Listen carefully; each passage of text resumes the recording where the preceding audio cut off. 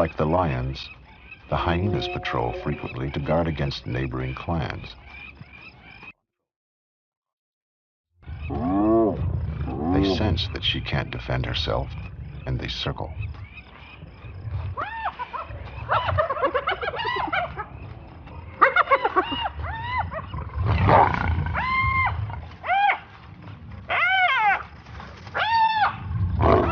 She meets aggression with what little strength she has. But no hyena is quite willing to risk a frontal attack. In her weakened state, Matsumi seems like an easy target, but suddenly and quite surprisingly, the hyenas lose interest and vanish into the night.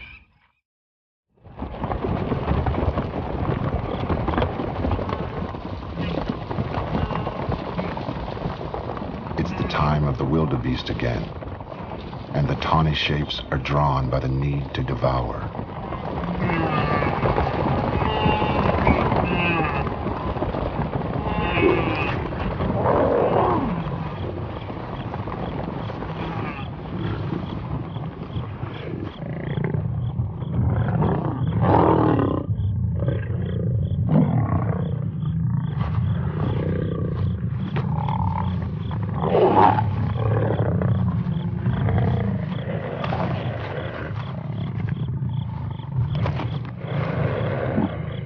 As always, the kill is watched from the shadows. Quickly, the hyenas identify the lions and realize that the males are absent. Because Matsumi is weaker, she has to struggle to fight her way into the feeding frenzy.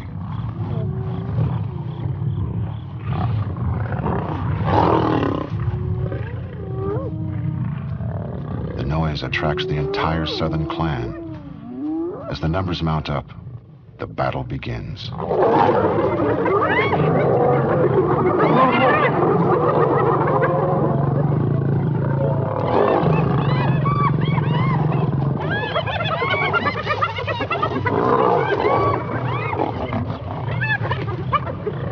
Perhaps sparked by recent memories, Matsumi is the most aggressive.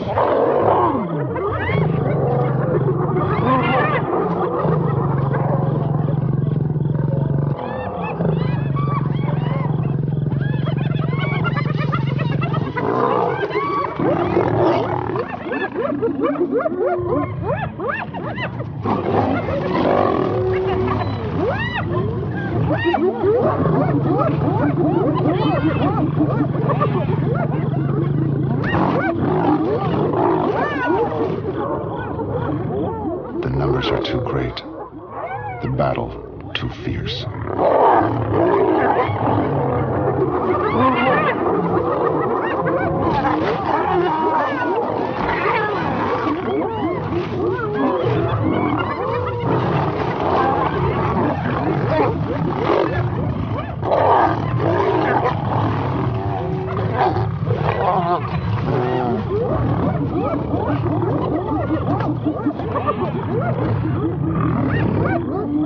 Hyenas are masters at exploiting chaos. They keep Matsumi isolated while attacking other lionesses viciously.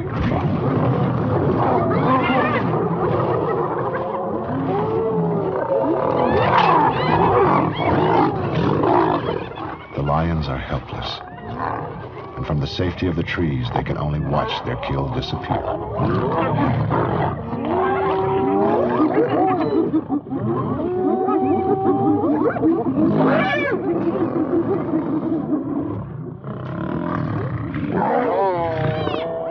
Blood flows tonight. This incident, at least, was simply a struggle for food. Competition between the super predators.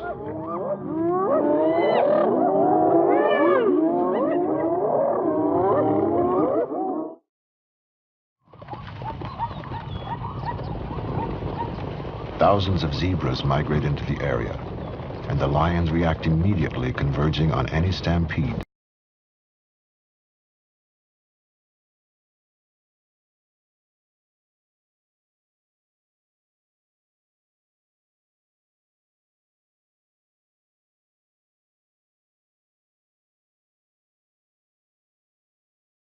Established boundaries, encroaching on forbidden ground. They are all after the same food supply.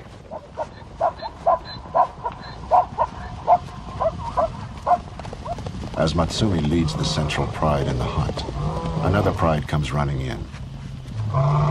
They are neighbors and constant adversaries like the hyenas.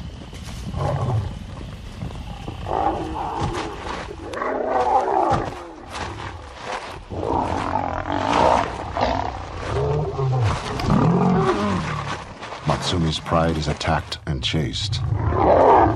As they retreat, one female is separated behind the line of attack by the intruders.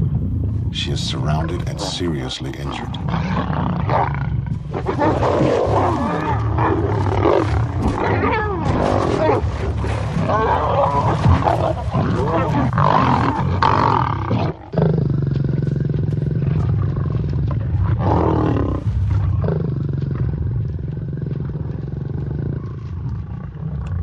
With only a few minutes of respite between attacks, the female is tormented throughout the night.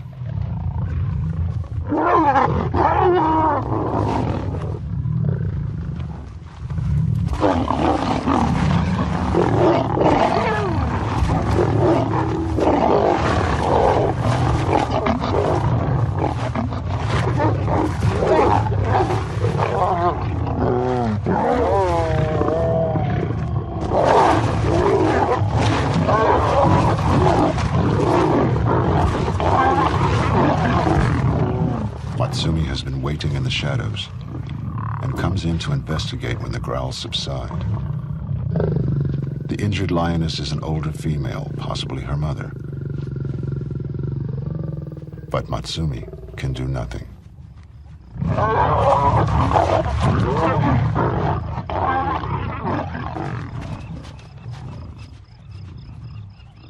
She is chased off, and the old female is left alone to whatever fate awaits her.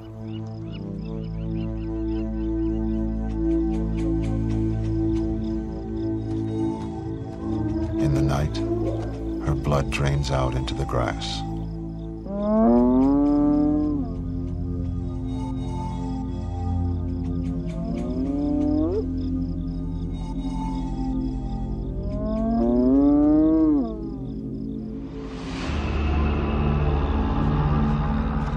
The central pride is now smaller by one lioness. It is always sad to watch the death of a lion or a hyena that we have come to know. But these endless cycles of life and death have continued throughout the ages.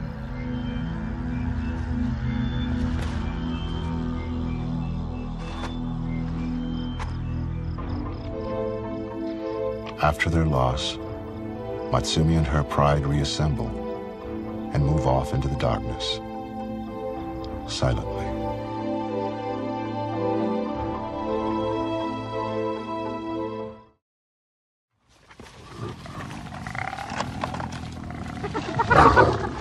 Sometime during the night, hyenas have killed a buffalo.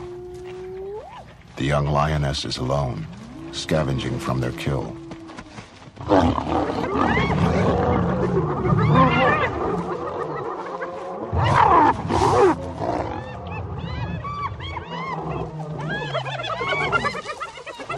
Their tolerance is short-lived.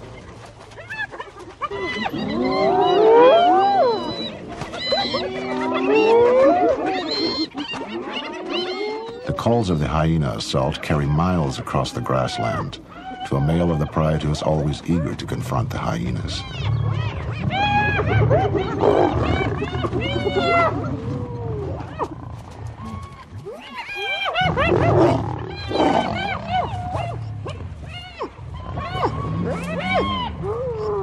Usually, we think of lions as noble hunters and hyenas as lowly scavengers. Often it is the other way around. For the young lioness, whom we have named Matsumi, the arrival of the male makes little difference. Males often dominate the kills until they are sated, allowing the females to feed only on scraps. We followed Matsumi, who has left the pride and seems to be on a mysterious quest. Methodically, she explores the hills that jut out like granite fortresses on the fringe of the pride's territory. It is here that the miracle happens.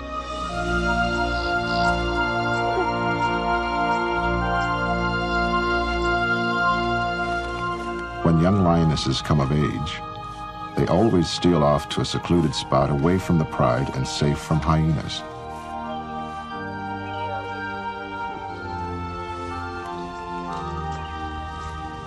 Three cubs are born in this safe hideaway.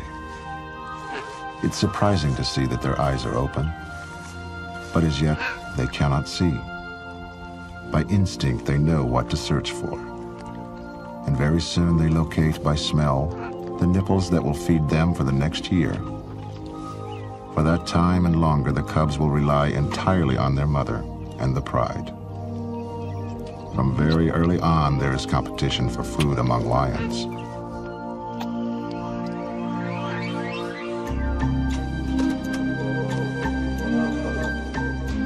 Like a reigning queen, this hyena is the most dominant in what we call the southern clan. She is the female leader, the matriarch. Her status is probably set for life. She keeps her two tiny cubs separate from the other mothers and their cubs. One of these cubs should grow up to be the matriarch's successor. As long as their mother is head of the clan, her position will ensure their protection. But now these tiny cubs are probably unaware of their privileged birthright.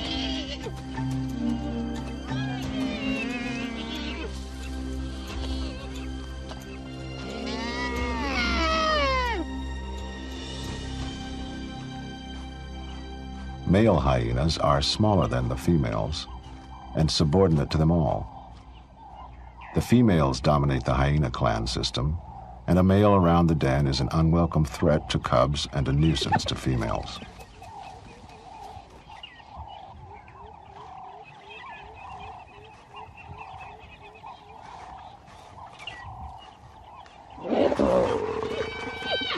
This is a female society.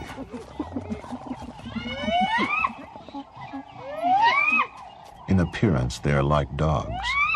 But the myths and legends surrounding hyenas are mostly wrong. In fact, they are closer to cats than to dogs. These strange animals' nearest relative is the mongoose. But in some of their behavior, hyenas are like no other animals on Earth. When the sun beats down on the exposed dens, the adults retreat to the distant shade.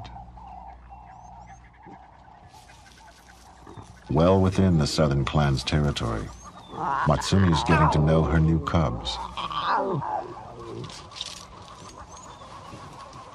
All she knows about cubs is drawn from her deep well of genetic knowledge.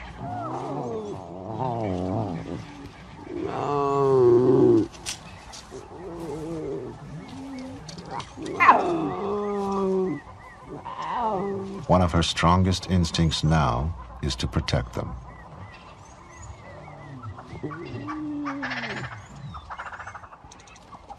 Like a princess, one of the hyena cubs remains aloof.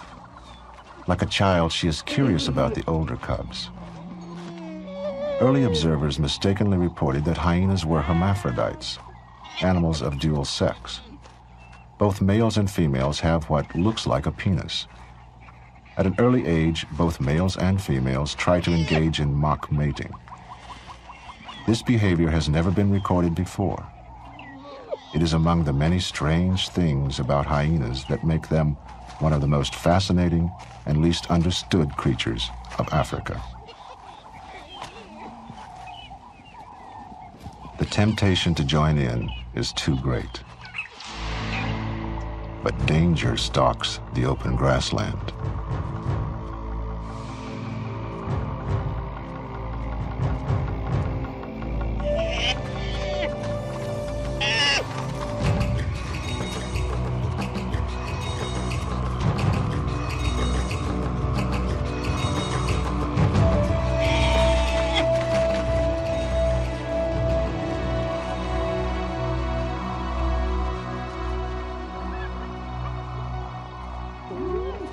The matriarch is alerted.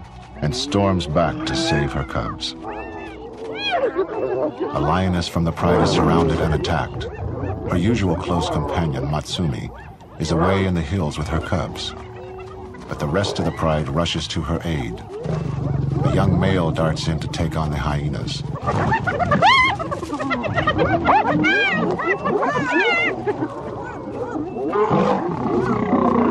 This youngster, on the verge of adulthood, has already had many violent encounters with hyenas. Fear has turned to something more akin to hatred. Hyenas recognize the transition.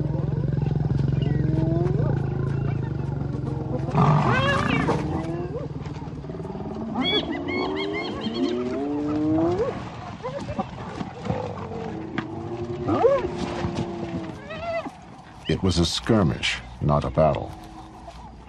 No blood was spilled today. The excited hyena clan gathers around the matriarch. They greet with a peculiar ritual, probably adapted to the dominance of females. This ritual is centered around the development of the mock penis to signal that dominance. The ceremony involves sniffing and licking the genitals. They mark the area where the lions were by leaving a scent on the grass as a signpost. Hyena cubs are like miniature adults, displaying the same behavior patterns as their parents.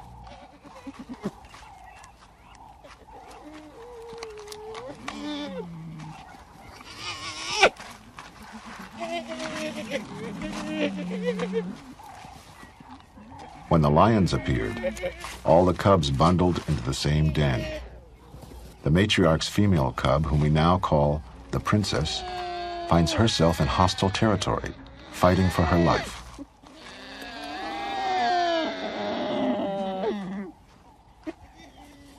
When the matriarch returns, the brazen cubs are sent scurrying to their own dens, and the princess is safe.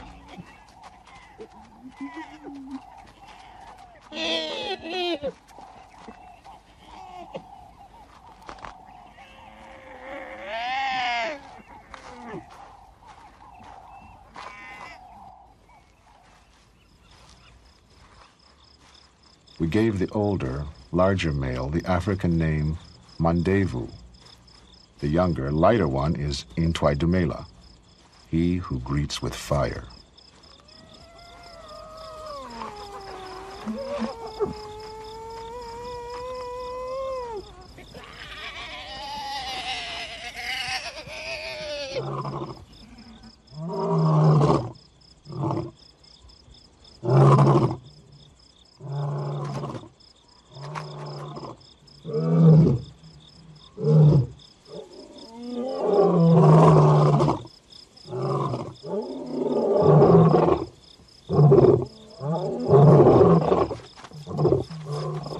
Cubs dig away inside the dens, working them into secret chambers that are inaccessible even to adult hyenas.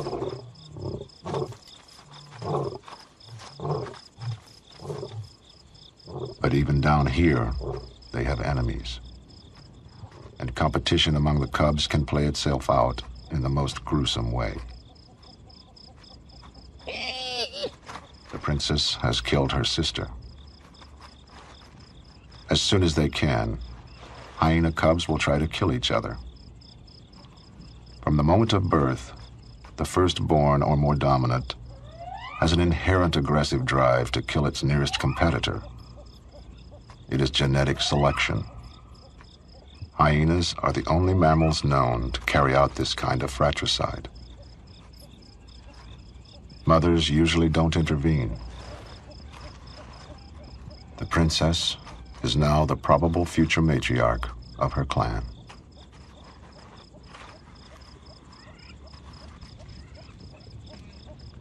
Regal masters of the night wait and watch in the darkness, splitting off to different corners of their 40-square-mile territory, or joining to hunt occasionally when away from the females.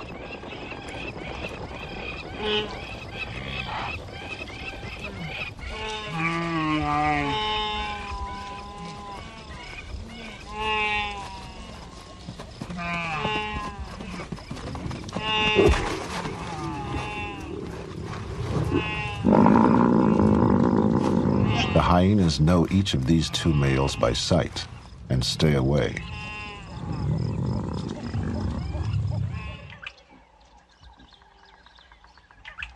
Tucked away in a distant corner of their territory, the rest of Matsumi's pride sees out another hot day in typical lion fashion.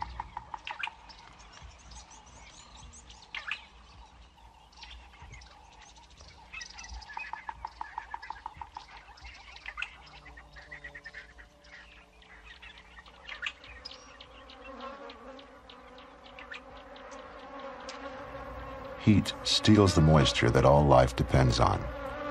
African bees, like everything else, are desperate for sustenance. They seek out any source of moisture.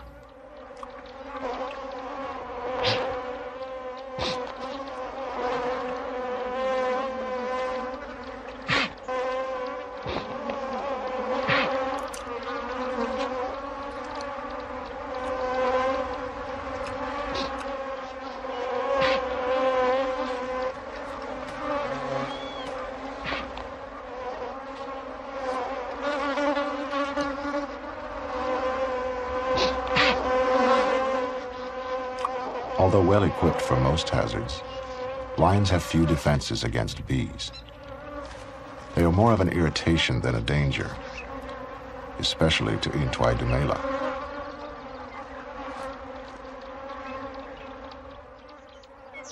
When the lions move on, the bees go in search of new victims.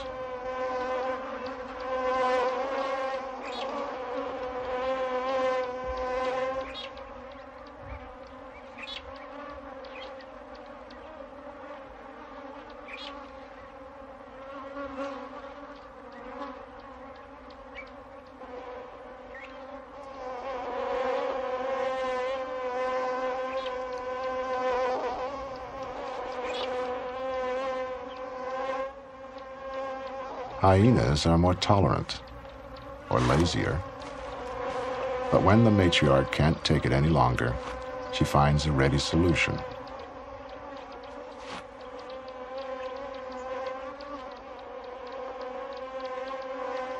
She buries her problem.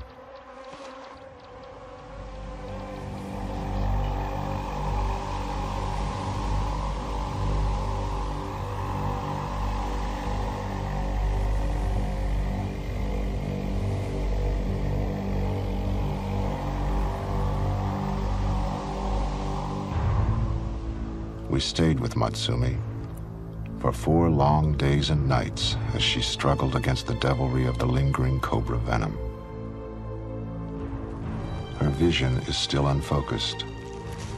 The constant salivation dehydrates her.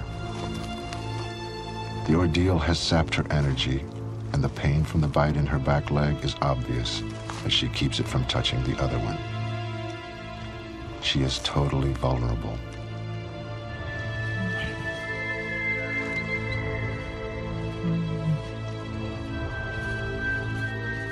Each day must be an agony. Each night, a nightmare.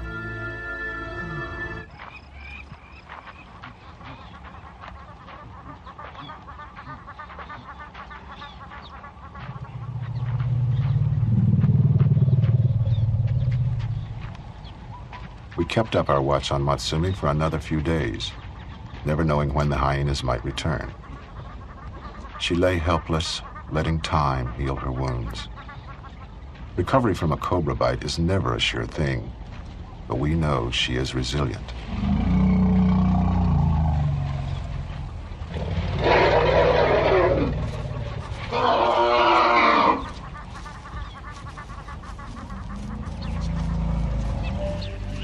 After a full week, the venom has worked itself out of Matsumi's body. She is able at least to walk once again.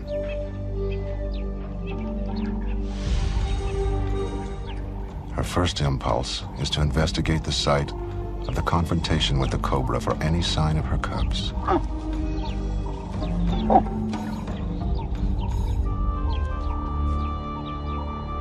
There is none. The hyenas saw to that. and she leaves the area for the last time.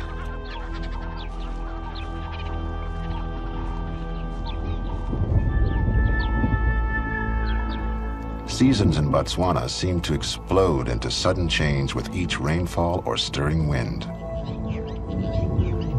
A solitary lioness has a difficult time hunting and protecting herself from hyenas. Matsumi waits and listens for her missing companions.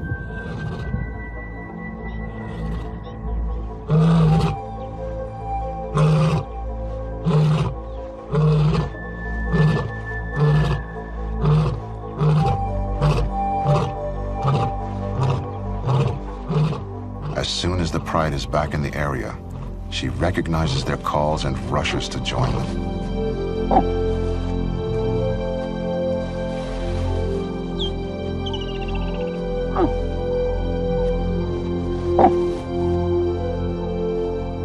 It's impossible to say just how much of her story they can smell.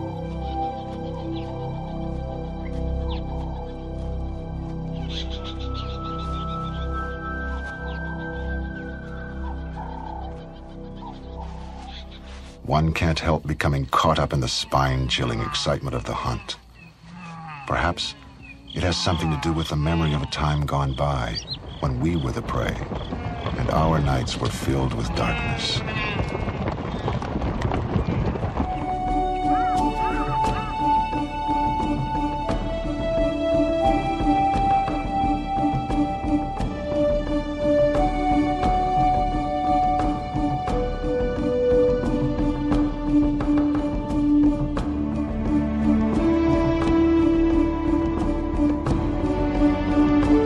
Matsumi is still shaken. Getting up a tree is always easy. Coming down is less dignified.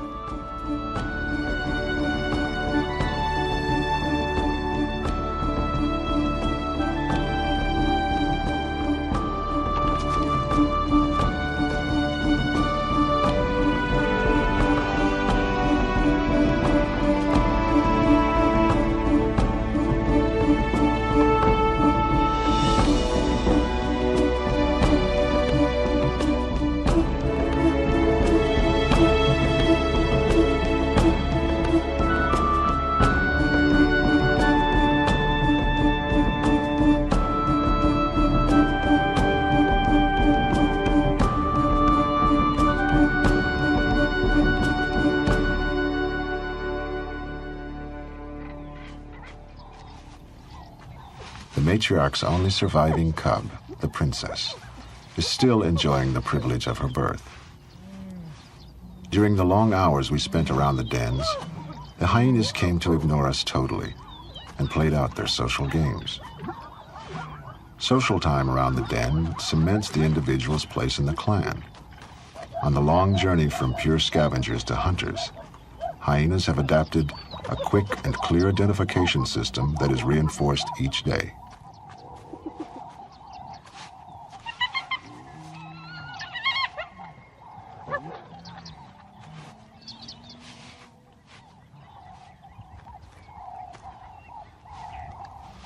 The princess is being groomed for leadership of the clan, but she is still dependent on her mother. Night after night, these hyenas pass the hours within earshot of the lions, constantly aware of the other's presence, always alert for a weakness to be used. Two families of feuding enemies.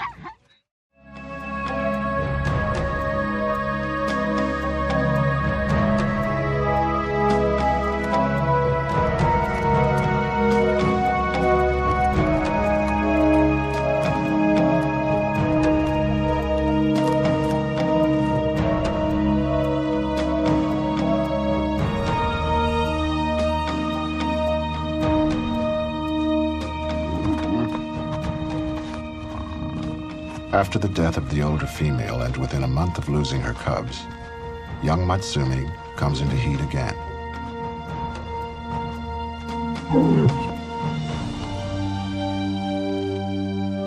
One day, Vu reacts to the scent and follows her trail, knowing that she is ready for mating.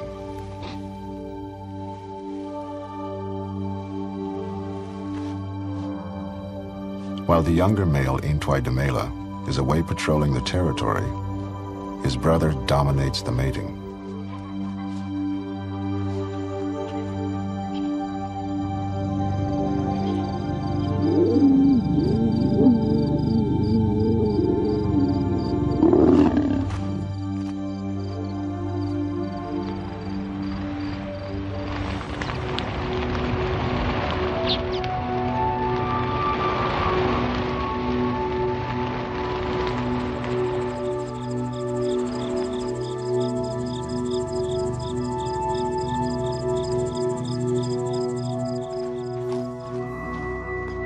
A few months later, the southern clan patrols over the same patch of savuti that soaked up the lioness's life. They are hunting. For the first time, the princess has joined the matriarch on the hunt.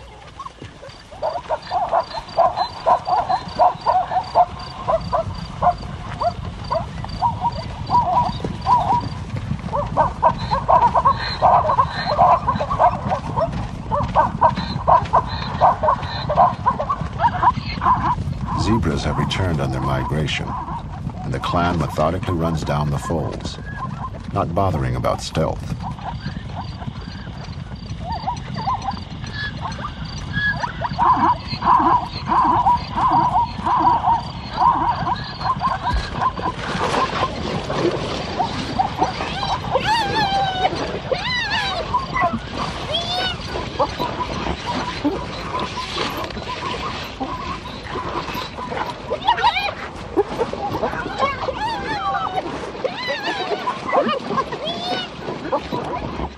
Intwai is back from his patrol, always ready to confront hyenas.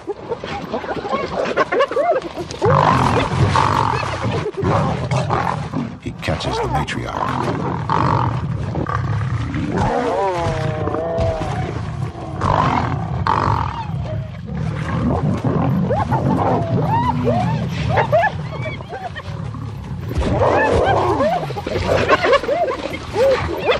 It is a moment of supreme opportunity for the male. Not concerned with food, his drive is to kill. Her back is broken. The matriarch can't survive a brutal mauling by a male lion. On her very first hunt, the princess is faced with a catastrophe. She has only just passed from total dependence on her mother's milk into the harsh world where she will have to fend for herself. As the princess finds her, the matriarch breathes her last.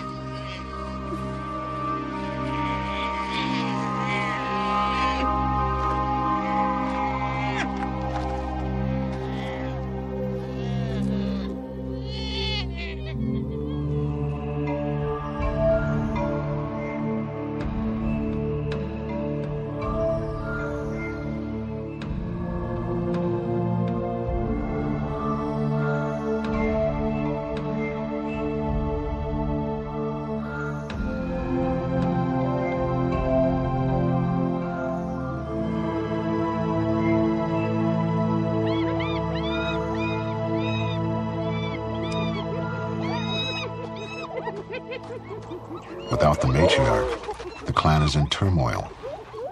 They are leaderless. New relationships have to be sorted out. Second and third-ranked females now compete for the top position.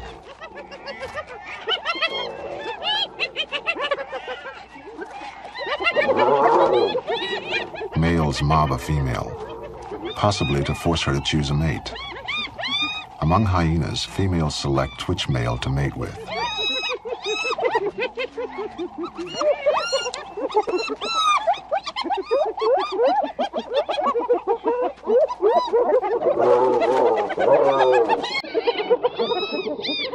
For months, the clan will be nervous and quarrelsome, weakened against attack by lions or other hyena clans.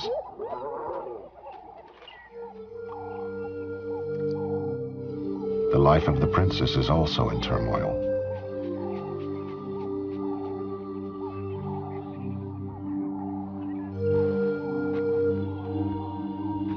Without the protection of her mother, She has lost all rank in the hierarchy. She wanders in and out of the clan's territory without knowing its limits and without the guidance of an adult. Alone, in a world full of enemies.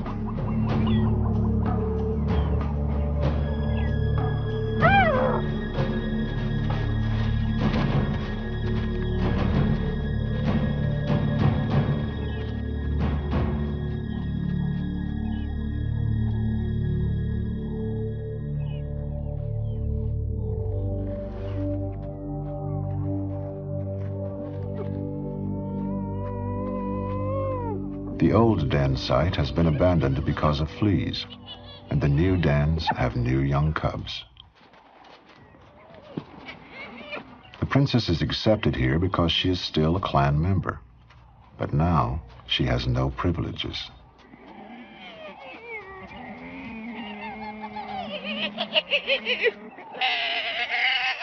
Even the new cubs are allowed to take advantage of her.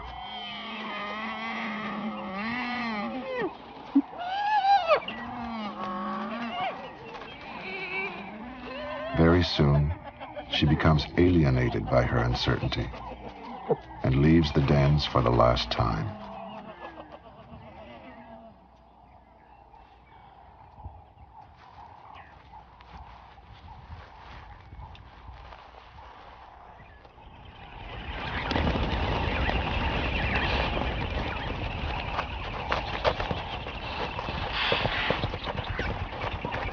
The marking and patrolling of boundaries by both lions and hyenas is a way of avoiding a conflict, like the recent lion fight, which can result in death.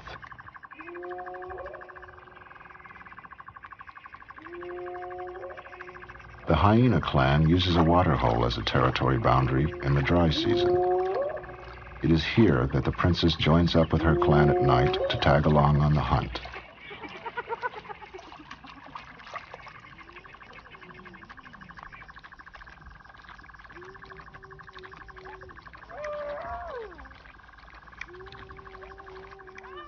On the north bank, the clan's neighbors have smelled for days the intrusions of the princess and now rush in to confront her disrupted clan.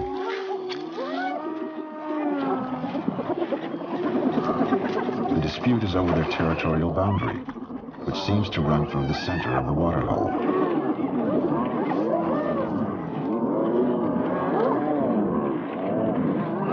During this crucial confrontation,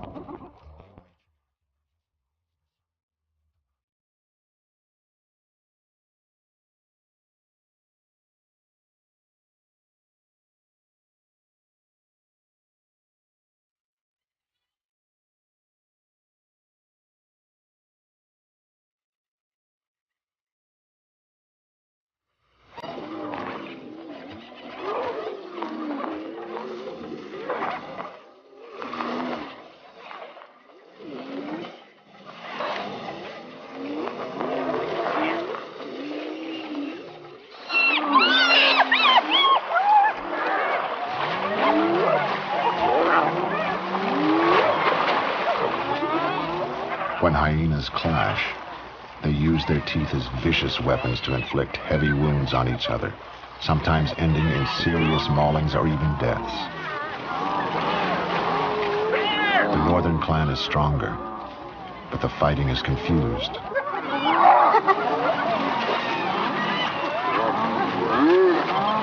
Finally, they retreat again before the southern advance.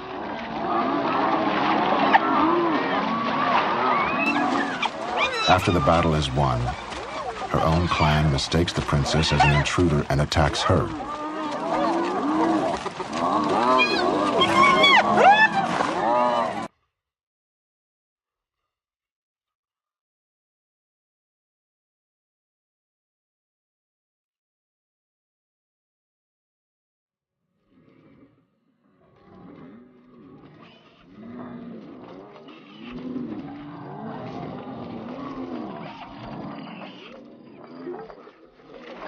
The only safe ground is in the center of the waterhole.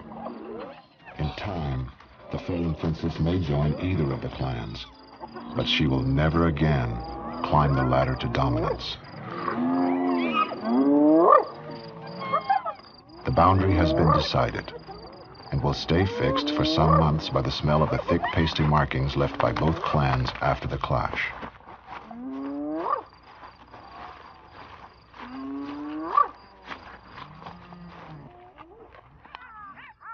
Fixed, too, is the relationship the hyenas have with the lions, one that can only change with death, a blood feud that is forever.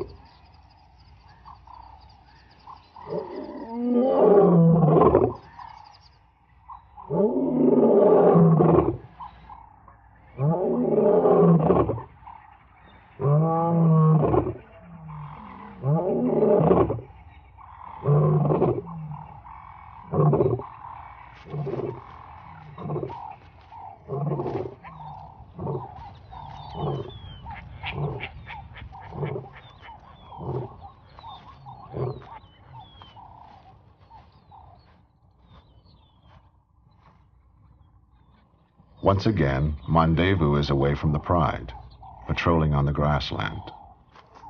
The new clan matriarch is in attendance, following his every move.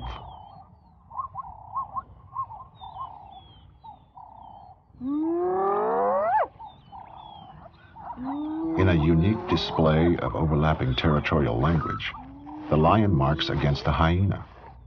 Usually, territories are disregarded by other species.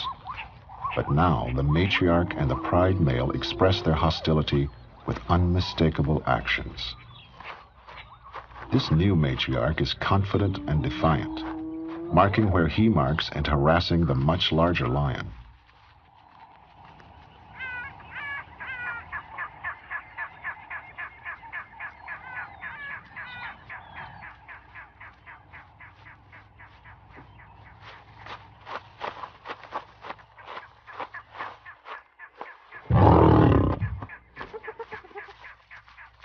Her calls and her fluffed-up tail posture attract support from other clan members and don't go unnoticed by the lionesses on the edge of the open area.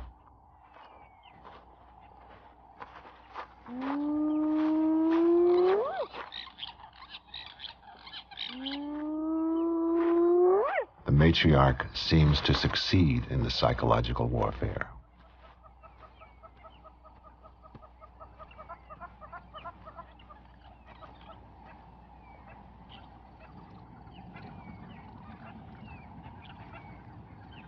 This is not a competition for food.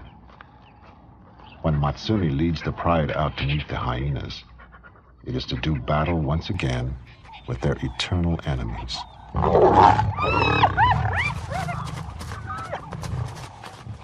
Frenzied calls filter across the bush to the keen ears of Intwai Dumela, he who greets with fire.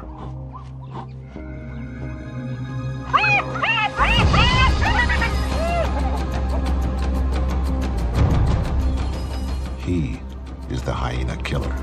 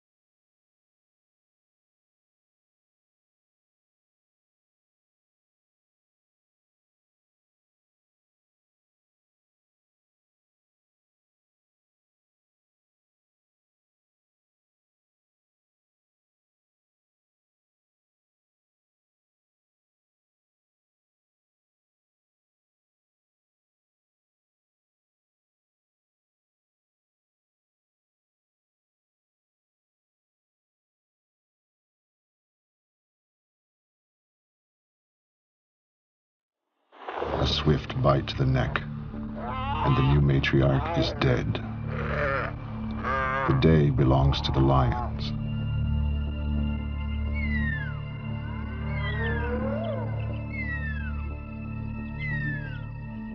It was not always easy for us to witness these struggles for life.